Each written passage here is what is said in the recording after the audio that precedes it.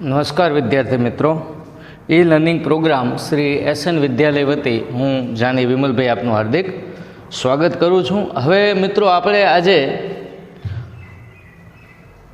Video લેક્ચરમાં જે આવેદનપત્રની કલમો છે, આ કલમો પૈકી આપણે નામની કલમ અંગેની આપણે જોગવાઈ બરાબર 5 મુદ્દા એના અભ્યાસ કર્યા હતા. ત્યારબાદ રજિસ્ટર ઓફિસની કલમ વિશે અભ્યાસ કર્યો હતો. ત્યારબાદ આપણે ત્રીજો પોઈન્ટ ધ્યેયની કલમ એના વિશે અભ્યાસ, અને ધ્યેયની કલમમાં મિત્રો આપણે એની મર્યાદા અને ધ્યેયની કલમનો એક અગત્યનો મુદ્દો મિત્રો સત્તા બહારનું કાર્ય વિશે ચર્ચા થઈ હતી. બરાબર, ફરીથી આ સત્તા બહારના કાર્ય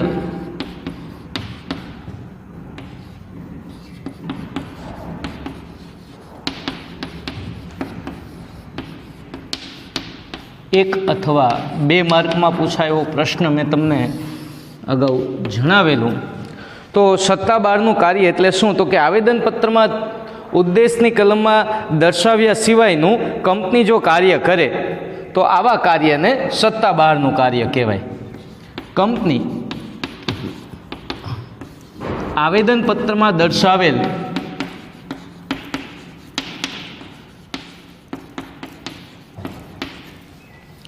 ઉદ્દેશ સિવાયનું કાર્ય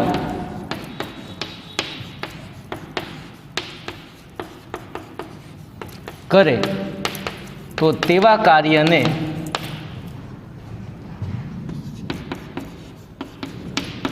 સત્તા બહારનું કાર્ય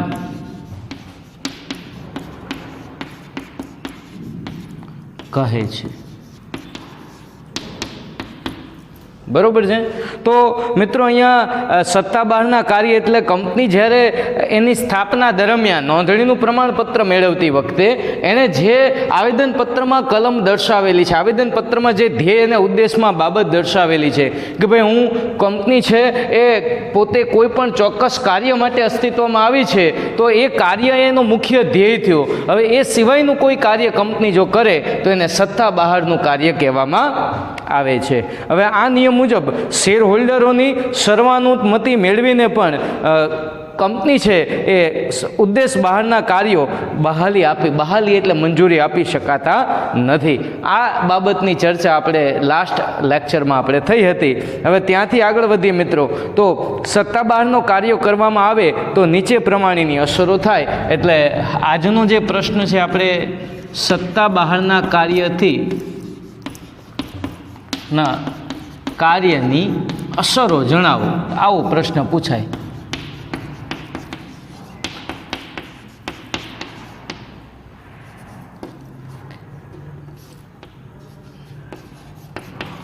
ત્રણ માર્કમાં પૂછાયો પ્રશ્ન છે. અથવા સત્તા બહારના કાર્યથી કંપનીને શું અસર થાય એવી રીતે પણ પૂછી શકાય. ધ્યાન રાખશો. તો સત્તા બહારના કાર્યથી કઈ અસર થાય? તો પહેલું છે સંચાલકો આવા કાર્ય માટે વ્યક્તિગત રીતે જવાબદાર બને. કે સત્તા બહારના કાર્ય માટે કોણ જવાબદાર ગણાય? તો કે સંચાલકો વ્યક્તિગત રીતે બરોબર છે જવાબદાર બને છે. આવા કાર્યો માટે જવાબદાર બને છે. એક તો કંપનીના જે સંચાલકો છે, જો એણે કંપની માટેનું કોઈ કાર્ય છે એ કંપનીના આવેદનપત્રમાં દર્શાવેલ ઉદ્દેશ સિવાયનું કાર્ય જો કરેલું હોય તો એના માટે કોણ જવાબદાર ગણાય? કંપનીના સંચાલકો. અદાલત આવા કાર્યો કરતા રોકી શકે છે. જો કંપનીએ સત્તા બહારનું કાર્ય કરે તો એને કોણ રોકી શકે? તો કે અદાલત છે એ કંપનીને આવા સત્તા બહારના કાર્યો કરતા રોકી શકે છે.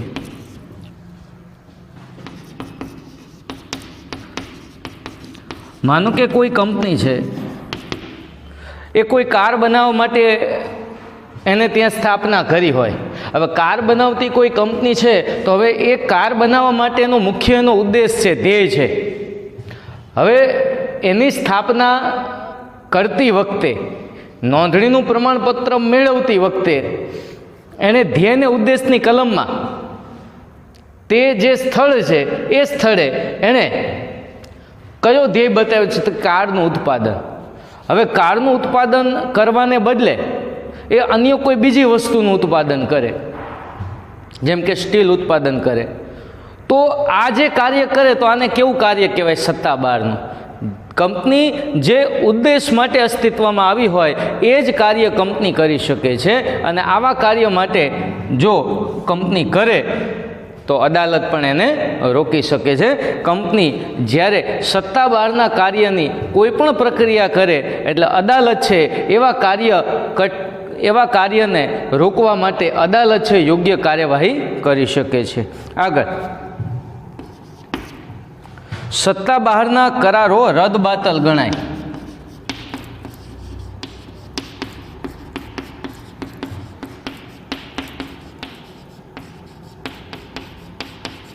હવે કંપનીને જ્યારે કોઈ કાર્ય કરવાનું હોય, હવે કાર્ય કરવા માટે જે કરાર કરેલા હોય, હવે અમુક કરારના નિયમ હોય કે એના નીતિ નિયમ મુજબ એ કાર્ય કરી શકે.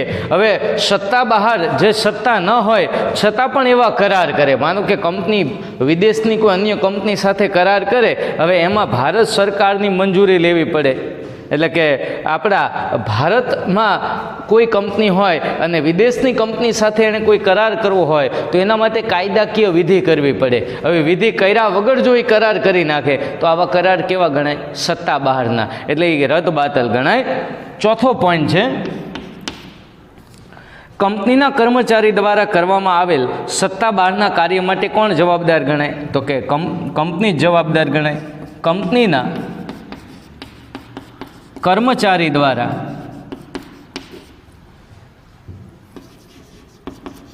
કરવામાં આવેલ સત્તા બહારના કાર્યો માટે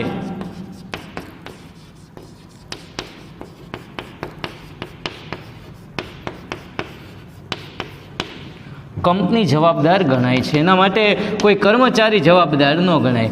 કોઈ કંપનીએ તેના કર્મચારીને કોઈ કાર્ય કરવા માટે મોકલેલ હોય, જે કાર્ય સત્તા બહારનું છે, હવે કંપની વતી આ કાર્ય એના કર્મચારીને કાર્ય કરવા માટે મોકલે અથવા કર્મચારી કાર્ય કરે તો એના માટે કર્મચારીનો જવાબદાર ગણાય. એના માત્ર કોણ જવાબદાર ગણાય છે?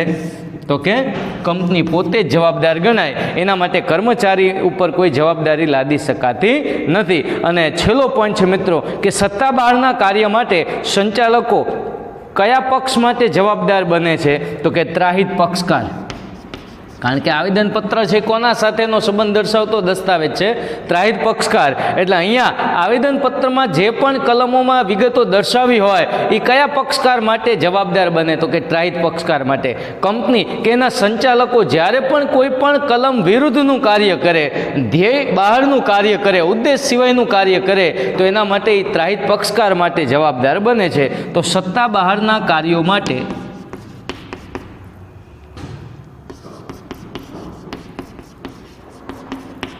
સંચાલકો ત્રાહિત પક્ષ માટે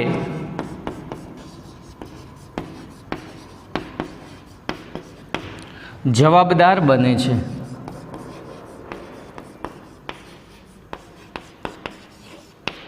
બરોબર છે? તો અહીંયા સત્તા બહારના કાર્ય માટે મિત્રો સંચાલકો જવાબદાર ગણાય અથવા કંપની, મુખ્ય મુદ્દો આમાં એ કહેવા માગે છે કે સત્તા બહારના કાર્ય માટે ખાસ કરીને કંપનીના સંચાલકો અથવા કંપની જવાબદાર ગણાય. તો સત્તા બહારના કાર્યોથી શું અસર થાય અથવા સત્તા બહારના કાર્યોની અસરો જણાવો. 3 માર્કમાં પૂછી શકાય એવો પ્રશ્ન છે મિત્રો. પેજ નંબર 99 પર આપેલો છે, એટલે ખાસ આ મુદ્દો ધ્યાન આપજો. તો એક તો સત્તા બહારના કાર્ય માટે સંચાલકો વ્યક્તિગત રીતે જવાબદાર બને. જો કંપનીએ સત્તા બહારનું કાર્ય કર્યું હોય તો આવા કાર્યને અદાલત રોકી શકે. સત્તા બહારના જે કંપનીએ કરાર કર્યા હોય તેવા કરાર રદબાતલ ગણાય. કંપનીના કોઈ કર્મચારી દ્વારા જો સત્તા બહારનું કાર્ય કરવામાં આવેલું હોય તો એના માટે કર્મચારીને પણ કંપની જવાબદાર ગણાય. અને સત્તા બહારના કાર્ય માટે સંચાલકો કયા પક્ષકાર માટે જવાબદાર બને છે? તો કે ત્રાહિત બાહ્ય પક્ષકાર માટે જવાબદાર બને છે. આમ ઉપર પ્રમાણેની પરિસ્થિતિ ન સર્જાય તે માટે કંપની સામાન્ય રીતે ધ્યેયની કલમમાં અન્ય હેતુઓના શીર્ષક હેઠળ મોટા ભાગના કાર્યક્ષેત્રને, એટલે કંપનીએ જે કાર્ય કરવાનું છે અથવા ભવિષ્યમાં કરવાનું થશે તો એ બધા જ કાર્યો છે એ ધ્યેય અને ઉદ્દેશની કલમમાં આવરી લેવામાં આવે. પરિણામે ભવિષ્યમાં કોઈ કાર્ય છે સત્તા બહારનું ગણાય નહીં. માટે એવા કાર્યો કે જે ભવિષ્યમાં કરવાના થતા હોય અથવા કરવા પડશે, જે હાલ પૂરતા એ કાર્ય નથી કરવાના પણ ભવિષ્યમાં કરવા પડશે, તો એના માટે ધ્યેય અને ઉદ્દેશની કલમમાં એ કાર્યો નોંધી જ લેવામાં આવે. ભવિષ્યમાં કંપની આ પ્રકારના કાર્ય કરી શકે છે. આ નોટ ડાઉન કરેલું હોય તો ભવિષ્યમાં કંપની એ કાર્ય કરે તો એને સત્તા બહારનું કાર્ય ન ગણી શકાય. માટે મોટા ભાગની કંપનીઓ છે એ ઉપરની બાબતો માટે, એટલે કે આ જે બાબતો છે તે બાબતો માટે પહેલેથી ધ્યેય અને ઉદ્દેશની કલમમાં બધા જ કાર્ય જે કરવાના છે એ બધા જ કાર્યો કંપની આવેદનપત્રની ધ્યેય અને ઉદ્દેશની કલમમાં લઈ લેતી હોય છે.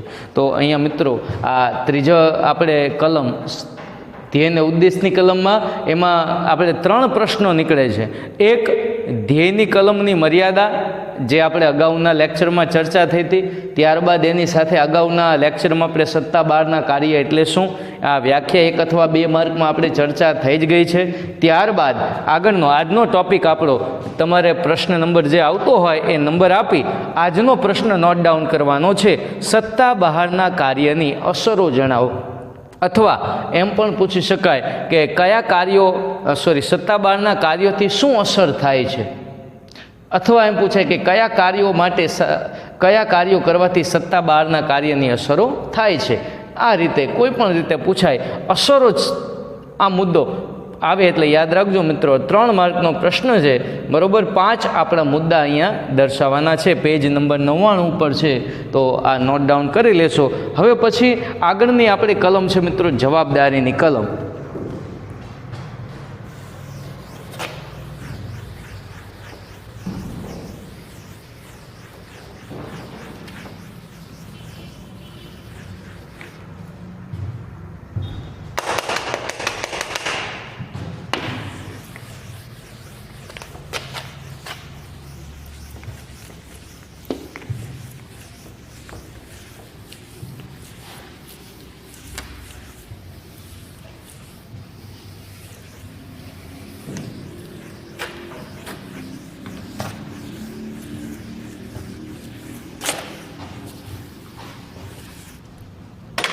ચાલો હવે આગળ જવાબદારીની કલમ વિશે ટૂંક નોંધ લખો.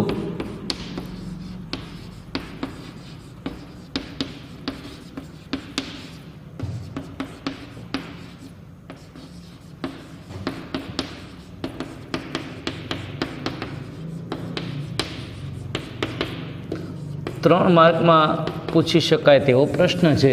હવે જવાબદારીની કલમ, તો મિત્રો જવાબદારીની દ્રષ્ટિએ કંપનીને 3 પ્રકારમાં વહેંચી શકાય, જે ચર્ચા આપણે અગાઉ કરેલી જ છે.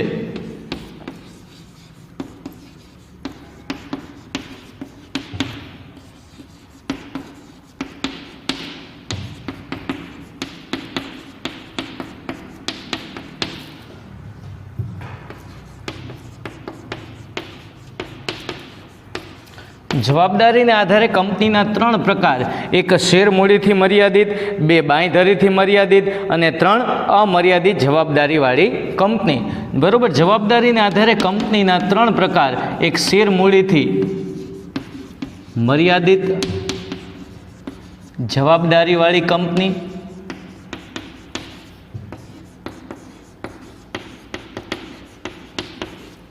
2 બાંયધરીથી મર્યાદિત જવાબદારીવાળી કંપની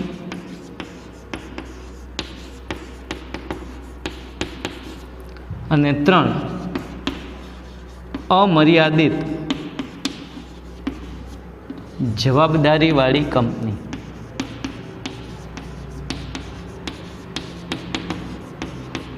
બરોબર. જવાબદારીને આધારે કંપનીના મુખ્ય 3 પ્રકાર, શેર મૂડીથી મર્યાદિત, બાંયધરીથી મર્યાદિત અને અમર્યાદિત. હવે શેર મૂડીથી મર્યાદિત થોડીક અહીંયા એક મુદ્દો લઈ લે મિત્રો કે જે કંપનીના સભ્યોની જવાબદારી તેમણે ખરીદેલા શેર પૂરતી મર્યાદિત હોય, જે કંપનીના સભ્યોની એટલે કે શેર હોલ્ડરોની જવાબદારી એમને ખરીદેલા શેર પૂરતી મર્યાદિત હોય તો આવી કંપનીને શેર મૂડીથી મર્યાદિત. એટલે એનો કહેવાનો મતલબ મિત્રો કે આવી કંપનીમાં જે સભ્યો છે, શેર હોલ્ડરો છે, એમની જવાબદારી એમના શેર પૂરતી મર્યાદિત.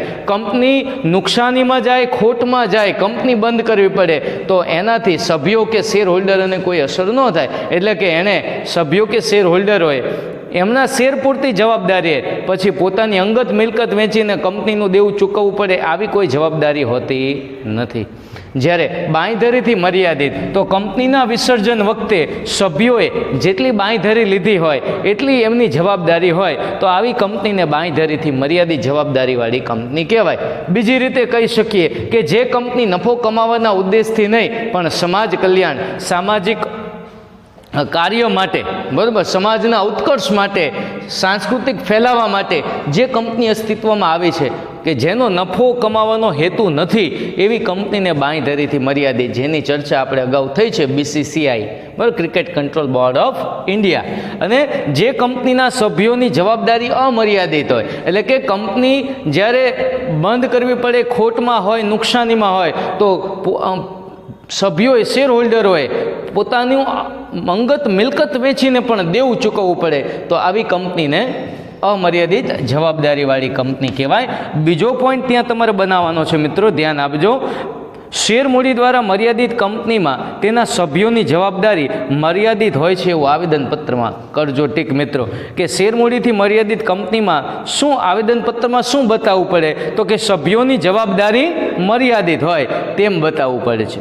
શેર દ્વારા મર્યાદિત કંપનીમાં ત્યાં ત્રીજો પોઈન્ટ, બરોબર, એને ત્રીજો પોઈન્ટ બનાવશું. શેર દ્વારા મર્યાદિત કંપનીમાં સભ્યોને તેમણે લીધેલા શેરની દાર્શનિક કિંમતથી વધુ ચૂકવણી કરવા માટે કહી શકાય નહીં. એમણે જેટલા શેર ખરીદવા માટે અરજી કરી છે અથવા જેટલા શેરની કિંમત ખરીદેલી છે, બરોબર, તો એ જે ભાવે શેર ખરીદેલા છે એટલા જ ભાવના એમને ચૂકવવાના રહે. એનાથી વધારે ચૂકવણી માટે કંપની અરજદારોને, શેર હોલ્ડરોને કહી શકે નહીં. તો અહીંયા શેર મૂડીથી મર્યાદિત કંપનીમાં એમ કહી શકાય કે એમના સભ્યોની, શેર હોલ્ડરોની જવાબદારી એમણે ખરીદેલા શેર પૂરતી મર્યાદિત હોય, એનાથી વધારાની કોઈ જવાબદારી બનતી નથી. ત્યારબાદ ચોથો પોઈન્ટ, બાંયધરી દ્વારા મર્યાદિત કંપનીમાં સભ્યોની જવાબદારી તેમણે આપેલી બાંયધરી પૂરતી મર્યાદિત. એમણે કંપનીના વિસર્જન વખતે જે પણ બાંયધરી લીધી હોય કે ભાઈ હું કંપનીના વિસર્જન વખતે આટલી મિલકત લાવીશ અથવા આ દેવું ચૂકવી દઈશ તો એ જવાબદારી એટલી જ એ સભ્યની બને, એનાથી વધારે કોઈ જવાબદારી ઉદ્ભવતી નથી. એમણે જે બાંયધરી એટલે ખાતરી આપી છે એટલી જવાબદારી એમની બને, એનાથી વધારાની કોઈ જવાબદારી એમની ઉદ્ભવે નહીં. તો આવી કંપનીને કેવી કંપની કહેવાય? બાંયધરીથી મર્યાદિત. અને એકલ વ્યક્તિની કંપનીમાં તેનું મૃત્યુ થતાં તેની જગ્યાએ કોણ સભ્ય થશે તેનું નામ. જો કંપની એકલ વ્યક્તિની હોય એટલે કે જે કંપનીનો સભ્ય, સંચાલક, બરાબર, માત્ર એક જ હોય, આવી કંપનીમાં જો એનું મૃત્યુ થાય તો તેની જગ્યાએ હવે કોણ સભ્ય થશે એનું નામ દર્શાવવું પડે છે. તો અહીંયા મિત્રો આ જવાબદારીની કલમ, આમાં કુલ 5મો પોઈન્ટ આ એકલ વ્યક્તિની કંપની માટેનો જે તમને અહીંયા બુકમાં આપેલો છે. પહેલો પોઈન્ટમાં ત્રણેય કંપનીના સભ્યોની જવાબદારીને આધારે કંપનીના પ્રકાર દર્શાવી દો. બીજા પોઈન્ટમાં શેર મૂડીથી મર્યાદિત, બીજો અને ત્રીજો પોઈન્ટ કે શેર મૂડીથી મર્યાદિત કંપનીમાં તેના સભ્યોની જવાબદારી મર્યાદિત હોય તેમ આવેદનપત્રમાં બતાવવું પડે. ચોથા પોઈન્ટમાં બતાવો કે શેર દ્વારા મર્યાદિત કંપનીમાં સભ્યોની જવાબદારી તેમણે ખરીદેલા શેર પૂરતી મર્યાદિત હોય, એનાથી વધારે કિંમત ચૂકવવા કંપની કહી શકે નહીં. ચોથો પોઈન્ટ બાંયધરીવાળો બનાવવાનો છે કે બાંયધરીથી મર્યાદિત કંપનીમાં સભ્યોએ જે બાંયધરી આપી હોય એટલી જ એમની જવાબદારી મર્યાદિત હોય છે. અને 5મો પોઈન્ટ, એકલ વ્યક્તિની કંપનીમાં સભ્યોનું મૃત્યુ થાય તો તેની જગ્યાએ કોણ સભ્ય બનશે એ એને દર્શાવવું, એનું નામ દર્શાવવું પડે છે. તો આ 5 પોઈન્ટ આપણે આ કલમમાં દર્શાવી દેવાના. 3 માર્કની આ ટૂંક નોંધ આપને પૂછી શકાય. આ વર્ષે અભ્યાસમાંથી 30% બાદ કરવામાં આવેલ હોવાથી આગળના પ્રશ્નો બીજા જે હવે પછીના છે ધ્યાનમાં ન લેવાના હોવાથી આ બધા પ્રશ્નો પરીક્ષાઓમાં પૂછી શકાય માટે પૂરેપૂરું ધ્યાન આપજો. તો આ પ્રશ્ન પેજ નંબર મિત્રો તમને 99 ઉપર આપેલું છે, તો એ નોટ ડાઉન કરી લેશો. ત્યારબાદ આગળની મૂડીની કલમ વિશે ટૂંક નોંધ લખો.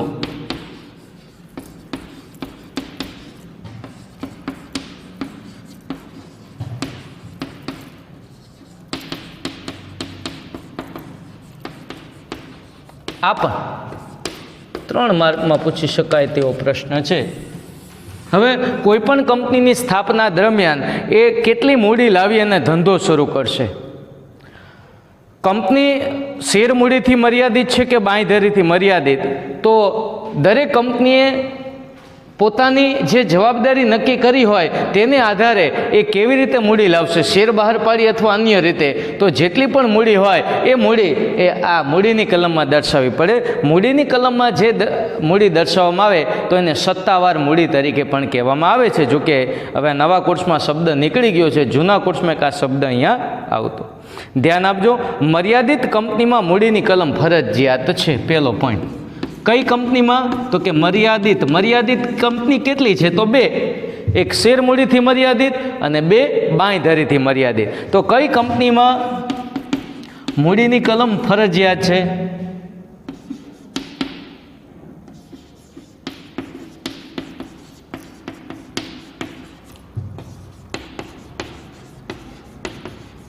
એક શેર મૂડીથી મર્યાદિત અને 2 બાંયધરીથી મર્યાદિત. શેર મૂડીથી મર્યાદિત કંપનીમાં શેર મૂડીની રકમ અને તે કેટલા શેરમાં વહેંચાયેલી છે, તે શેર કેટલી રકમના છે તે બતાવવું પડે છે. એટલે બીજો પોઈન્ટ આપણે બનાવીએ કે કંપની જ્યારે શેર બહાર પાડી અને મૂડી ઊભી કરવાની હોય તો કેટલા શેર બહાર પાડી શકશે, આવેદનપત્રમાં એ દર્શાવવું પડે. કંપનીને જેટલા શેર બહાર પાડવાની સત્તા હોય એનાથી વધારે શેર બહાર પાડી શકતી નથી. તો કંપની શેર મૂડીથી મર્યાદિત કંપનીમાં શેર મૂડીની રકમ કેટલી છે, કેટલા શેરમાં, એટલે કે કંપનીને કેટલા શેર બહાર પાડવાની સત્તા છે, તે શેરની કેટલી રકમ છે, આ શેર મૂડીથી મર્યાદિત કંપનીમાં બતાવવું જરૂરી છે. ત્રીજો પોઈન્ટ બાંયધરીવાળી કંપનીનો. બાંયધરીથી મર્યાદિત કંપનીમાં જ્યારે કંપની બંધ કરવામાં આવશે ત્યારે સભ્યોએ કેટલી બાંયધરી આપી છે એ સ્પષ્ટ દર્શાવવું પડે. ત્રીજા પોઈન્ટમાં યાદ રાખશો, બરોબર, કે જે સભ્યોએ પોતે જેટલી બાંયધરી લીધી હોય તો એટલી બાંયધરી એને ચૂકવવી પડશે. એને કોઈ દેવું ચૂકવવાનું કીધું હોય તો એ દેવું ચૂકવવું જ પડશે. તો જે પણ એને સ્વીકારેલ હોય એ બધી જ વિગત એ અહીંયા આવેદનપત્રમાં સ્પષ્ટ રીતે દર્શાવવું પડે. ચોથો પોઈન્ટ, જો કંપની બાંયધરીથી મર્યાદિત હોય અને શેર મૂડી ધરાવતી હોય, જો કંપની બાંયધરીથી મર્યાદિત હોય અને એને શેર મૂડી એટલે શેર બહાર પાડેલા હોય તો તેવી કંપનીએ મૂડીની કલમ 2 હોય. તો તેવી કંપનીમાં મૂડીની કલમ 2 હોય.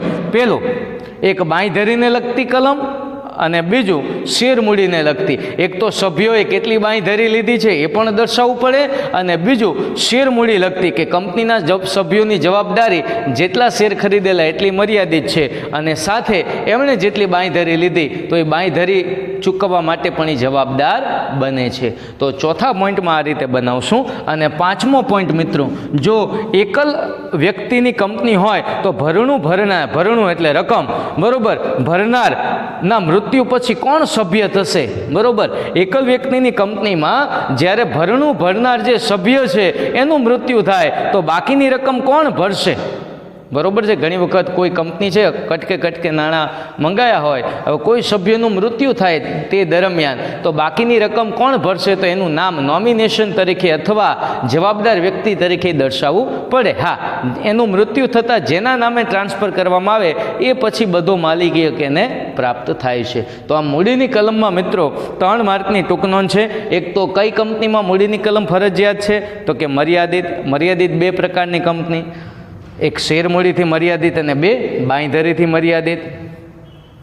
શેર મૂડીથી મર્યાદિત કંપનીમાં કેટલી શેર મૂડીની રકમ છે, કેટલા શેર બહાર પાડેલા છે અને તેના દ્વારા કેટલી રકમ પ્રાપ્ત થવાની છે તે બતાવવું પડે. જ્યારે ત્રીજો પોઈન્ટ, બાંયધરીથી મર્યાદિત કંપનીમાં જ્યારે કંપની બંધ કરવામાં આવે ત્યારે સભ્યોની જવાબદારી કેટલી રહેશે, બરોબર, તે સ્પષ્ટ દર્શાવવું પડે. ચોથો પોઈન્ટ, બાંયધરીથી મર્યાદિત હોય અને શેર બહાર પાડેલા હોય એટલે કે શેર મૂડી ધરાવતી હોય તેવી એવી કંપનીમાં મૂડીની કલમમાં 2 વિગત દર્શાવવી પડે, એક બાંયધરીને લગતી અને 2 શેર મૂડીને લગતી. અને પાંચમો પોઈન્ટ, જો એકલ વ્યક્તિની કંપની હોય તો ભરણું ભરનારના મૃત્યુ પછી કોણ સભ્ય થશે તે બતાવવું પડે છે. તો મિત્રો આ પ્રશ્ન છે, આ પણ પેજ નંબર 99 ઉપર છે. તો આ પ્રશ્ન નોટ ડાઉન કરી લેશો, બરોબર છે. એટલે અત્યાર સુધીના આપણા જે પ્રશ્ન અભ્યાસ કર્યા એમાં પહેલો પ્રશ્ન આવેદનપત્રનો અર્થ, ત્યારબાદ આવેદનપત્રની વ્યાખ્યા, ત્રીજો પ્રશ્ન આવેદનપત્રના લક્ષણો, ચોથો પ્રશ્ન એટલે નોંધ તરીકે આપણે કોષ્ટક લખાવેલું, બરોબર. ચોથો પ્રશ્ન આવેદનપત્રની કલમો, એનો ચાર્ટ. પાંચમો પ્રશ્ન નામની કલમ, બરોબર, વિશે ટૂંક નોંધ અથવા નામની કલમની જોગવાઈ જણાવો, એ તમને પૂછી શકાય. પાંચમો પ્રશ્ન રજિસ્ટર ઓફિસની કલમ વિશે ટૂંક નોંધ. છઠ્ઠો પ્રશ્ન ધ્યેયની કલમની મર્યાદા. સાતમો પ્રશ્ન સત્તા બહારનું કાર્ય એટલે શું. આઠમો પ્રશ્ન સત્તા બહારના કાર્યોથી શું અસર થાય. નવમો પ્રશ્ન જવાબદારીની કલમ વિશે ટૂંક નોંધ. 10મો પ્રશ્ન મૂડીની કલમ વિશે ટૂંક નોંધ. અને હવે મિત્રો 11મો પ્રશ્ન આવે છે અને આ પ્રકરણનો આ વર્ષ પૂરતો છેલ્લો પ્રશ્ન છે, સ્થાપનાની કલમ, બરોબર. ત્યારબાદના જે ટોપિક છે આપણે આ વર્ષ પૂરતા અભ્યાસમાં ધ્યાનમાં લેવાના નથી.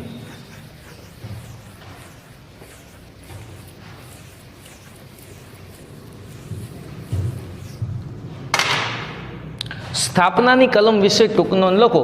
આ પ્રશ્ન પણ 3 માર્કમાં પૂછી શકાય તેવો છે.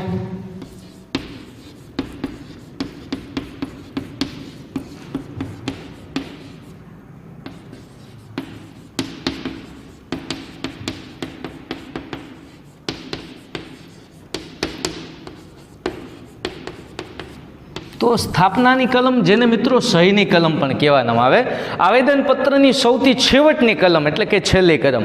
આપણે મિત્રો ફોર્મ 10મા ધોરણમાં બોર્ડની એક્ઝામ માટે અથવા ધોરણ 11માં એડમિશન લેવા માટે આપણે ફોર્મ ભર્યું હતું. આ આખું ફોર્મ ભર્યા પછી સહી હંમેશા છેલ્લે હોય છે વાલી અને વિદ્યાર્થીની માટે. આને સહીની કલમ કે આવેદનપત્રમાં બધી કલમો ભર્યા પછી સૌથી છેલ્લી કલમ એટલે સ્થાપનાની કલમ. ઓકે, તો આ કલમને પહેલા પોઈન્ટમાં ભરણાની કલમ, જોડાણની કલમ, સંઘની કલમ કે સહીની કલમ, બરોબર. આ કલમને બીજા કયા નામથી ઓળખવામાં આવે છે? સ્થાપનાની કલમને બીજા કયા નામથી ઓળખવામાં આવે છે? તો કે ભરણાની કલમ, જોડાણની કલમ, સંઘની કલમ અને સહી. એટલે કે અહીંયા ખાસ અગત્યનો મુદ્દો સહીની કલમ, કે આ કલમમાં મિત્રો જે કંપનીનો સ્થાપક છે એણે અહીંયા જે કંપનીની સ્થાપના કરવા અથવા કંપનીની સ્થાપના કરેલ છે એણે અહીંયા સહી કરવી પડે, બરોબર. એને કંપનીનો સ્થાપક, આદ્ય સ્થાપક કહેવામાં આવે. ઓકે, જાહેર કંપની માટે ઓછામાં ઓછા 7 કરજો મિત્રો તીક, અને ખાનગી કંપની માટે ઓછામાં ઓછા 2 વ્યક્તિઓએ કાયદાકીય રીતે માન્ય હેતુ માટે કંપનીની સ્થાપના કરે ત્યારે આ કલમમાં સહી કરવી પડે. કે કંપનીની સ્થાપના માટે જાહેર કંપની હોય તો ઓછામાં ઓછા કેટલા સભ્યોએ આ કલમમાં સહી કરવી પડે? 7. અને ખાનગી કંપનીમાં ઓછામાં ઓછા 2 સભ્યોએ. એક માર્કના પ્રશ્ન છે મિત્રો, ધ્યાન રાખજો. અને જો એક જ વ્યક્તિ દ્વારા કંપનીની સ્થાપના કરવામાં આવી હોય તો એને કેવી કંપની કહેવાય? એકલ વ્યક્તિની કંપની. કરશો ઠીક, કે એકલ વ્યક્તિની કંપની એટલે શું? તો કે જે કંપનીની સ્થાપના એક વ્યક્તિ દ્વારા જ કરવામાં આવી હોય તો તેને એકલ વ્યક્તિની કંપની કહે છે, બરોબર. પહેલો પોઈન્ટ આ. બીજો પોઈન્ટ, બરોબર, કે જાહેર કંપની માટે ઓછામાં ઓછા 7 અને ખાનગી કંપની માટે ઓછામાં ઓછા 2 સભ્યોએ સહી કરવી પડે. ત્રીજો પોઈન્ટ, એકલ વ્યક્તિની કંપની, બરોબર, એક જ વ્યક્તિ દ્વારા કંપનીની શરૂઆત કરવામાં આવે, સ્થાપવામાં આવે તો એને એકલ વ્યક્તિની કંપની કહેવાય. ચોથો પોઈન્ટ, કંપનીના સભ્યો કંપની સ્થાપવા માંગે અને તેમના નામ સાથે દર્શાવેલ શેર ખરીદવાની કબૂલાત આપી છે તેવી જાહેરાત એમણે નોટિસ દ્વારા કરવી પડે, વર્તમાનપત્રમાં પણ કરવી પડે. કે કંપનીના સભ્યો જે કંપની સ્થાપવા માંગે છે તો એમણે કઈ જાહેરાત કરી અને સહી કરવી પડે? તો તેમના નામ સાથે દર્શાવેલ શેર ખરીદવાની, જો કંપનીએ શેર બહાર પાડેલા હોય તો એ શેર ખરીદવાની એમણે કબૂલાત, ભાઈ અમે પણ કંપનીના આટલા ટકા શેર ખરીદીશું, એવી વિગત એમણે જાહેરાત આપી અને સહી કરવી પડે. પાંચમો પોઈન્ટ, સહી કરનાર સભ્યોના નામ, સરનામા અને વ્યવસાયની વિગતો આ કલમમાં દર્શાવવી પડે, કે જે સભ્યો કંપનીની સ્થાપના માટે સહી કરી રહ્યા છે તેમના નામ દર્શાવવા પડે, એમના સરનામા અને એમના વ્યવસાયની વિગતો દર્શાવવી પડે.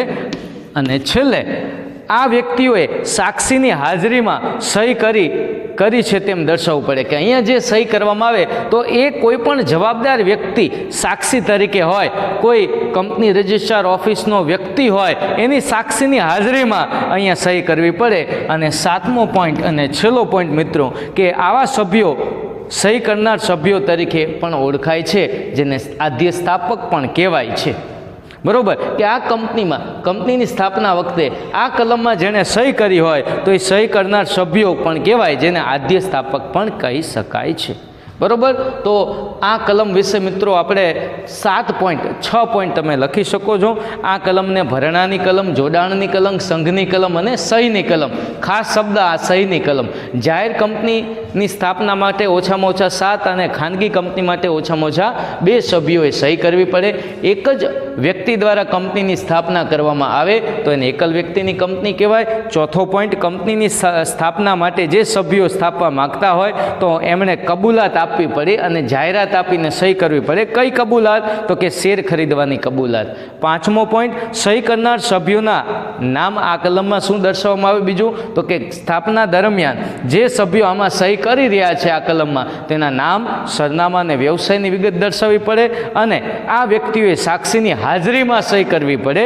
અને આ કલમમાં જે સભ્યો સહી કરે એને સહી કરનાર સભ્યો એટલે કે આદ્ય સ્થાપક પણ કહેવામાં આવે છે. તો આ પાઠનો મિત્રો 11મો અને છેલ્લો પોઈન્ટ પૂરો. હવે પછી આવેદનપત્રની કલમોમાં ફેરફાર, એટલે કે નામની કલમમાં કેવી રીતે ફેરફાર થઈ શકે, રજિસ્ટર ઓફિસની કલમમાં કેવી રીતે ફેરફાર થઈ શકે, ધ્યેય અને ઉદ્દેશની કલમમાં, જવાબદારીની કલમમાં કે મૂડીની કલમમાં કેવી રીતે ફેરફાર થઈ શકે.